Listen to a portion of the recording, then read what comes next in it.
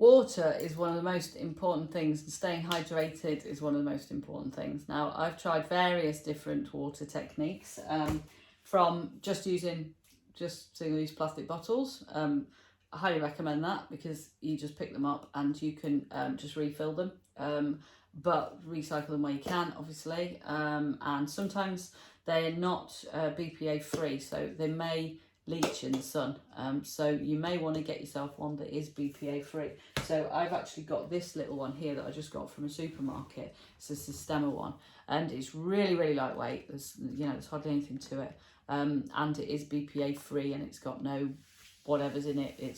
So it's nice plastic, even though we don't like plastic. You can get metal ones as well that you could use, but again, watch the weight. I tend to have this with me with like a little energy drink in, and I have that all day and just keep that with me all day. And then I'll have one of these in my side pocket, and this is more my reserve one, because what I'm doing this time is actually I'm taking a hose and a bladder. So this bladder just fits in the back of my rucksack, and it's 2 litres, this bladder. And then the hose just comes through. And what this means is that I just drink all day, because if I've got to stop and get it out of my rucksack, then I'm not going to do it.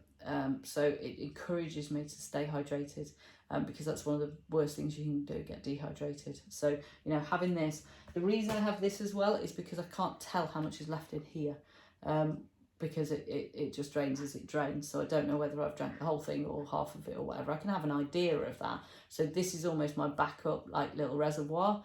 And then when I stop, I can just refill both of them if I want to. It depends how long I'm walking for and how long I'm going to be out, and what the places along the way are like. So you're on the Camino, you get lots of fonts along the way, so they actually give you free water all the way along, and if you stop at a cafe, you can just get your bottles filled up, that kind of thing as well. So you don't have to carry too much. I err on the side of caution. I probably carry more than I need to, really, but I don't want to be without it, because I know how hot it can get, and how much you need to drink to stay hydrated, especially when you're walking all day. So that's just in terms of water. But again, like I say, get the metal bottles, do what's right for you, but just make sure you don't run out. Make sure you've got enough. But you can always, if you're going on a long stretch, just buy yourself a 2 litre bottle of water and put it in your bag for that day, so adapt it for what's happening. And again, research what's happening the next day. How long am I going? What's the temperature? Where are my water stops?